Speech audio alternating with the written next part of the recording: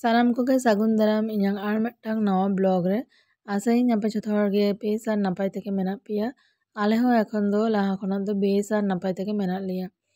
तो जे हिलो नवा ब्लॉगिंग शूट लेदा इना हिलो तहेलना 1 फेब्रुआरी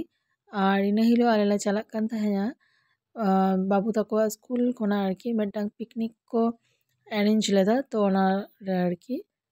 पिकनिक प्लस ओना संगते तहेलना एनुअल स्पोर्ट्स आरकी तो ओंडे के चलाव हुयो कान तहेया माने चलाव बांग हुई कोआ किंतु इनगे कोनो रकम ते इन हस्बैंडिंग है हचो कदिया छुट्टी को हता हचो लेदिया तार कारण हुयो कना लाइफ रे समय निजे खना गे ओडोंग हुयोआ व्यस्तता जतो जीवन रेगे ताहेना तार मध्य रेगे किंतु तलांग निजेरा फैमिली लागि किंतु टाइम बा समय ओडोंग हुयोआ कारण समय पारम लेनखान ओना दो किंतु आदो बांग रुवड़ा और उनका के बयस पारम लेनखान ओना हो किंतु बांग रुवड़ा प्लस गिद्रा जेहेतु नवा नवा स्कूल डेलिंग भर्ती कदिया हितो जुदी उनी बाय एनजॉय नवा को जिनिस को जुदी बाय बुझोआ और के हारा लेनखान तखन जुदी आलिनी दिए तखन किंतु उनारटा रस्का बाय बुझोआ तो आजरन क्लासमेट जेहेतु जतो हर को चलाक कान तहेया तो ओना होते हस्बैंड हो इन मेता दिया जे आमहो छुट्टी हाताव में अब पे हर जतो मिलो कते बुमन चला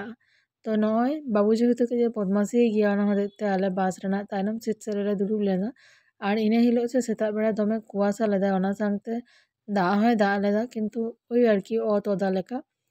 तो जाई होक नय तायनम सीट रे दुड़ुब कना तारारे बाबू और उनी से बदमाशी कते चे चिका लेदा निजेरा जुतो मोजा जतो किछु खुलेও कते एकदम महाराजा लेका ताला सीट रे दुड़ुब कनाय नेला कान गिया पे और ओई आरकी के रड़ बाड़ाय तहेया हाय हेलो ओना सांगते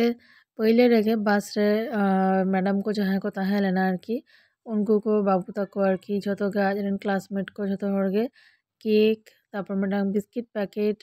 और बारिया कते लजेंस नवा को एमा को तहेया नवा दो उनको तहेलना ब्रेकफास्ट रे आरकी तो नवा पे नेल दाड़े कना स्कूल यूनिफॉर्म रेगे बाबू मेनाया तबे हैं लातारना पैंट दो फुल पैंट किंतु उनको स्कूल खोना दो हाफ पैंट गे तहेलना किंतु जेहेतु राबांग दिन कना ओना होते किंतु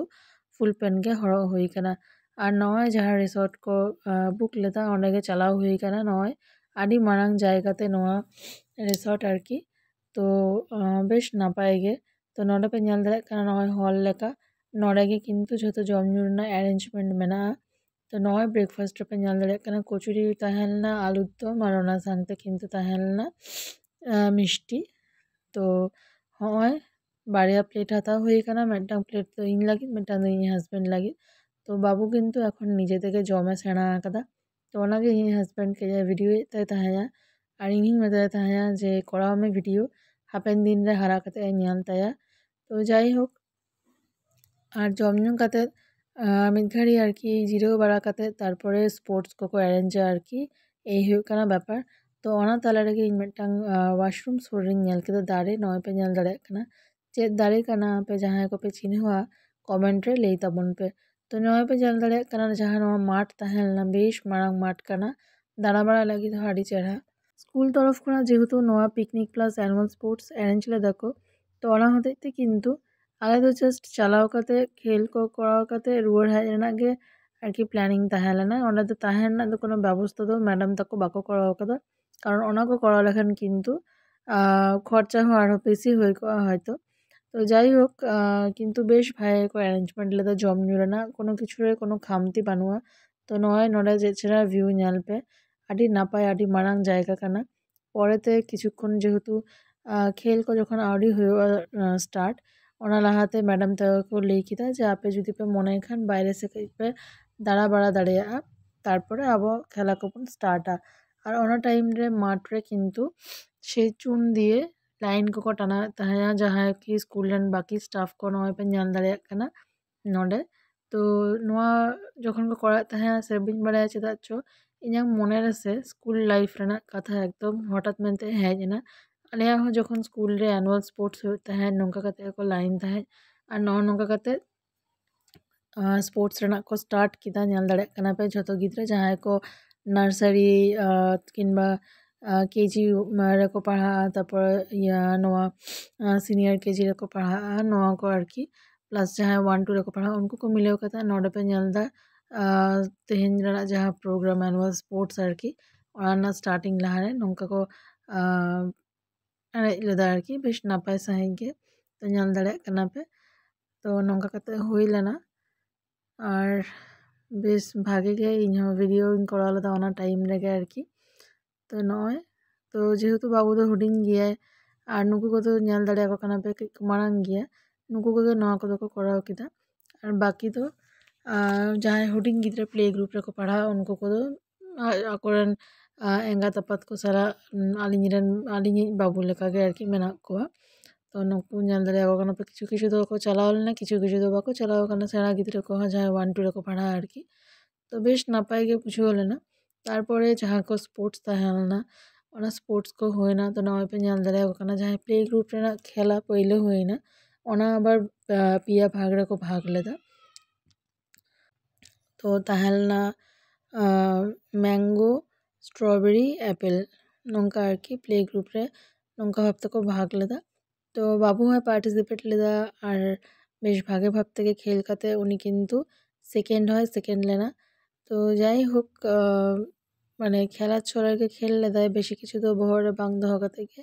জাস্টিং মেতায় তাহে নৌকা ভাবতে দের কাতে চালামে আর ভাগে ঠিককে দের লেদায় আর সেকেন্ড হয় সেকেন্ড লেনায় তো এই কারণ ব্যাপার তো আর চেত ᱥᱮᱨᱢᱟ ᱯᱳᱭᱞᱳ ᱨᱮᱜᱮ ᱟᱹᱰᱤ ᱡᱟᱭᱜᱟ ᱨᱮᱜᱮ ᱵᱮᱥ ᱫᱟᱬᱟᱵᱟᱲᱟ ᱦᱩᱭᱱᱟ ᱟᱨ ᱫᱟᱬᱟᱱ ᱠᱚᱢᱟ ᱟᱞᱮ ᱫᱚ ᱵᱮᱥ ᱞᱮ ᱠᱩᱥᱤᱭᱟᱜ ᱜᱮᱭᱟ ᱟᱨ ᱦᱟᱥᱵᱮন্ᱰ ᱡᱚᱠᱷᱚᱱ ᱜᱮ ᱪᱷᱩᱴᱤ ᱪᱷᱟᱴᱟ ᱧᱟᱢᱟᱭ ᱪᱮᱥᱴᱟᱭᱟ ᱡᱟᱛᱮ ᱟᱹᱞᱤᱧ ᱡᱟᱛᱮ ᱵᱟᱭᱨᱮ ᱠᱟᱹᱡ ᱪᱟᱞᱟᱣ ᱫᱟᱲᱮᱭᱟᱜ ᱢᱟ ᱟᱨ ᱦᱟᱱᱟᱨᱤᱧ ᱦᱚᱸ ᱢᱮᱛᱟᱭ ᱜᱮᱭᱟ ᱠᱤᱱᱛᱩ ᱩᱱᱤᱭᱟᱜ ᱡᱮᱦᱮᱛᱩ ᱵᱚᱭᱚᱥ ᱦᱩᱭᱩᱜ ᱠᱟᱱᱟ ᱡᱷᱚᱛᱚ ᱡᱟᱭᱜᱟ ᱨᱮ ᱵᱟᱭ ᱪᱟᱞᱟᱣ ᱠᱷᱚᱡ ᱜᱮᱭᱟ ᱟᱨᱠᱤ ᱟᱨ ᱱᱚᱣᱟ ᱵᱚᱭᱚᱥ ᱨᱮ ᱵᱮᱥᱤ ᱡᱳᱨ ᱠᱟᱛᱮ ᱦᱚᱸ ᱞᱟᱵᱷ ᱵᱟᱹᱱᱩᱜᱼᱟ এই ᱦᱩᱭᱩᱜ ᱠᱟᱱᱟ ᱵᱮᱯᱟর ᱛᱚ ᱱᱩᱠᱩ ᱠᱚ ᱦᱩᱭᱩᱜ ᱠᱟᱱᱟ ᱠᱚ ᱥᱠᱩᱞ ᱨᱮᱱ ᱵᱟᱹᱠᱤ ᱢᱮᱰᱟᱢ ᱠᱚ तो प्ले ग्रुप रे तो बाड़िया मैडम मेना किना उनकिन गे बाड़िया माने आरकी सेक्शन किन कराव कते ए सेक्शन और बी सेक्शन तो उनका कते तो बाबू तो मैंने बी रे और बी रे हों बेश गिद्रा मेना को धीर के प्लस ए रे हों धीर बोलते वही आरकी जेहेतु प्राइवेट तो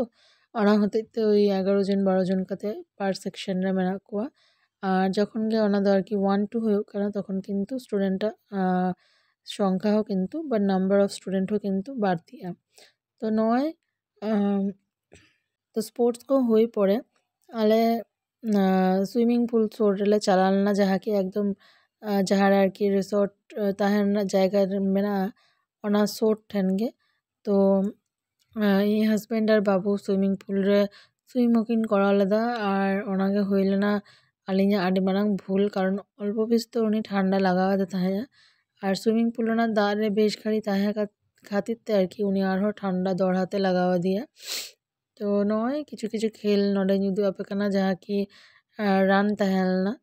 तो जो गिद्रा के भाई को खेल कदा और इन दो आड़ी खानी बाबू सामडा पड़े कई लांगा गिन बुझाई ताहे ओना होते तीन दुरुब लेना और ओना फाक रे हस्बैंड दो बाबू आते कई हानते नाते आचुर बड़ा ताहे आने पे नुई जेहेतु फाका जायगा ᱧᱟᱢ ᱠᱟᱫᱟᱭ तो बेस देर बड़ाय दाय तो नोआ के बेटम प्रॉब्लम जे टाउन एंड गिद्रे को तो फाका जायगा सेरकम भाबते बाको ᱧামা बोले बेश बद्ध को फिला और जखन फाका जायगा को चला तखन दो आदो किन्तु ती आगाल रेगे बांग ᱧᱟᱢᱚᱜᱼᱟ तेहेᱧᱟᱜ ब्लॉग जुदी पे खुशी कदा लाइक कमेंट शेयर